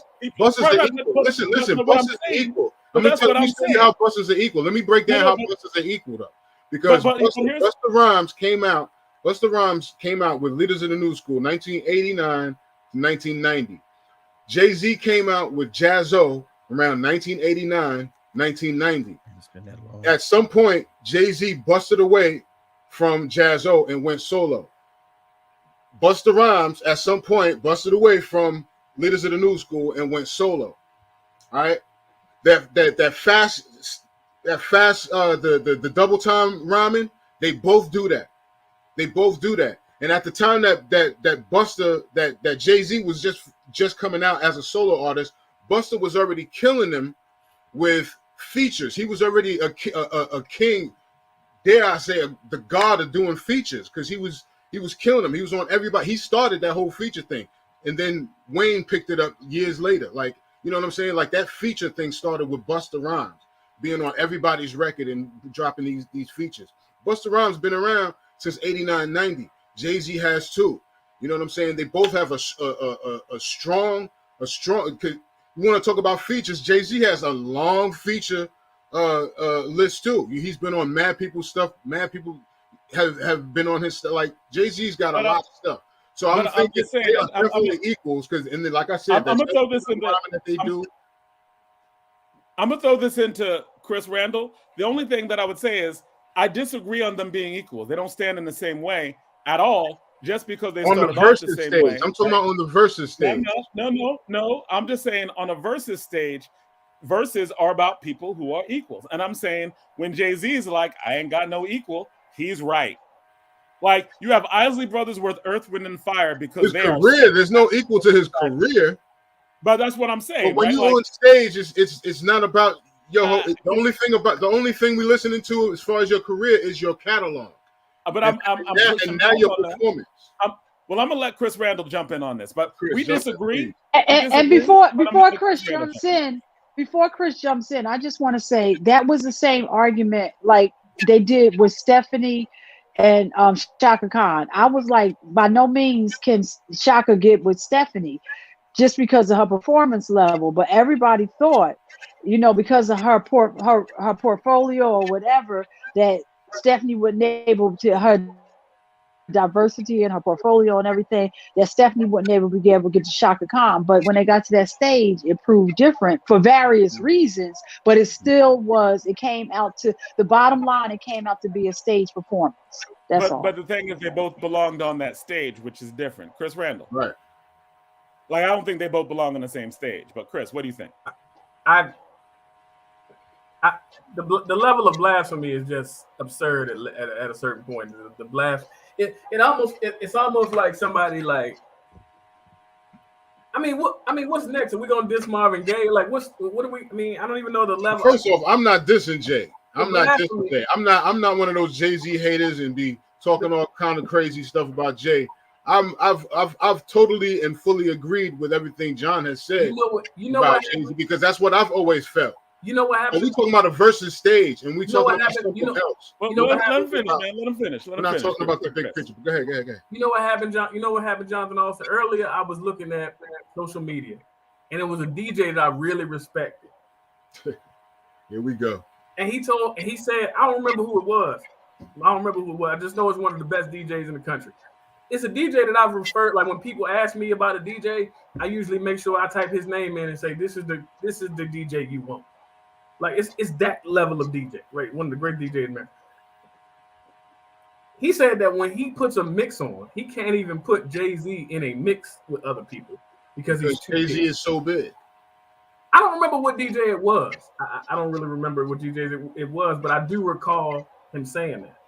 Mm-hmm. For me, I don't want to see Jay-Z. Rhino, DJ Rhino, don't let them debaters provoke you. Stand your ground, man.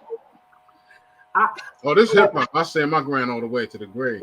When somebody says to me, anybody in Jay-Z, it's criminal because I think they are all breathing his air. At least the modern rapper. Like I feel a little better about Busta Rhymes because I don't think he's probably the one instance where I don't think it's true. But anybody from the last one that came out within the last 25 years, yeah, you don't have no business on the stage with him. Oh no, hell no. Yeah, and I think that when you start talking about political influence, aesthetic influence,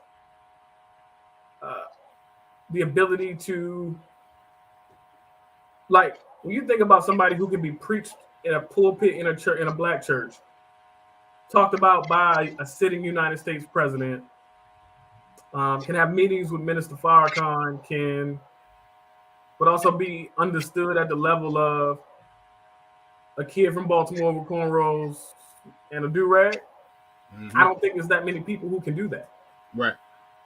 Most artists, like I think Jadakiss fits into, like he could explain a lot of that to some of those people, but I don't know if he could get to some of those other levels unless you have a very particular kind of person.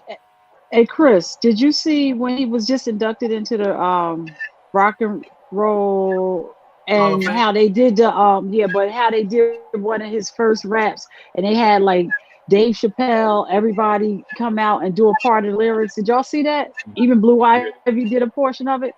Yeah. Did y'all see that? Oh my gosh, that's what you're saying right now, Chris, speaks to what you're saying because it was the different caliber of persons that came out and said a piece of the lyric was amazing. That was really, that was like a wow factor for me.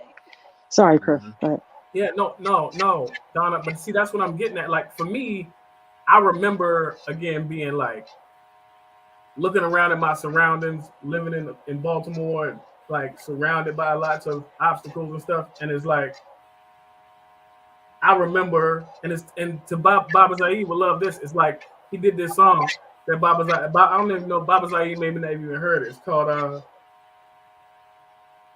It's called Dope Man. In the third verse, he like is pretending to testify in court, and he's like, "I grew where you hold your blacks up, you trap us, expect us not to pick gats up, where you drop your cracks off by the Mack trucks." Destroy our dreams of lawyers and actors, keep us spiraling, going backwards. At age 9, saw my first hate crime. Blindfolded, expected to walk a straight line. Mind molded, taught to love you and hate mine. Climbed over it at an early age. Jace shines. Forget the system. At Lady Justice, I blaze nines. Your Honor, I no longer kill my people. I raise mine. The soul of Mumia in his modern day time. I was like, who's Mumia? What is that? Mm-hmm. Right? And so when Tupac said I may not change the world, but I sparked the brain that changed the world. Every kid who's ever been taught by me has also been taught by Jay-Z. And so for me, when somebody says who's worthy of being in a competitive space with a person, I gotta ask the question, who do I think has had that level of impact in the last 30 years? And I don't know if there is a person. Like I need like you need to be able to appeal. If you're gonna stand on the stage with Jay-Z, I need a white law professor, a sitting U.S. president, a preacher, a dope dealer, a sex worker, a discouraged sister in the hood, a traumatized mother who's lost a kid to violence. I need you to be able to put all those people in the room and show me your message, being able to be connecting to all of them, and then maybe you can sit in that room with them. I can dig it. So you're talking about lyrical impact. Yeah, and you know the thing, if the verses stayed at Swiss Beats and Timbaland says it's a celebrative place that has a certain level of competitive juices to it, of course. But if it's a celebrative space, I don't know who we really gonna put. I don't know who we gonna, because there are moments in Jay-Z's music that like literally will bring me to tears right now if I hear too much of it. If I hear the beat, it's gonna put me in a place. Mm-hmm. And so I would say, I don't know what would happen at a versus battle if Adness came on. I don't know what would happen on a versus battle. Like, I just saw Reverend Roundtree. When I hear Jay-Z, Mama, I Made It, at some point I'm gonna be able to look at Reverend Roundtree and say that. Mm-hmm. Or Belina Ali and say that. You know, I think about that kind of stuff. Like, I think, like, when I see Baba Zaid, I think about like the Adness, Letter to My Dad That I Never Wrote, Pieces to, like my question would be, who intimately is connected to the human condition as a rapper better than that person that's alive? Yeah, in any name that anybody picks is always going to come off as a reach, because nobody's at that level. I mean, I've seen some people try to say, some people say Nas. You know, of course they're going to say Nas because that's always been the battle was Jay and Nas. But I mean, you know, of all of the list of people that I've seen, as far as that type of impact that you're talking about, which, you know, me and John were talking about earlier, like, yeah, ain't nobody gonna do that. Ain't nobody gonna be able to touch somebody like that. As far, and I'm talking about as far as, because we also still have to consider the longevity. And yes, like I said, Jay's been around since '90. You know what I'm saying? He's been around for a while. He's seen the culture change over time. And he's reinvented himself over time. And DJ Rhino, like, to me, it go all the way down to the hairdo he got right now. People thinking he made that up. That's Basquiat. He doing that on purpose. Right. And I'm looking at it and I'm saying, wow, that's extremely transformative. And one of the coldest parts for me, my favorite Jay-Z song, there are several. Open. I got 5. I like Dope Man. I like If I Should Die. It's probably my second favorite. American Dreamin'. And There's Been a Murder from earlier in his career. But and Adness is difficult for me too, because my father died when I was really young and I didn't really get a chance, but he like affected me in that way. Mm-hmm.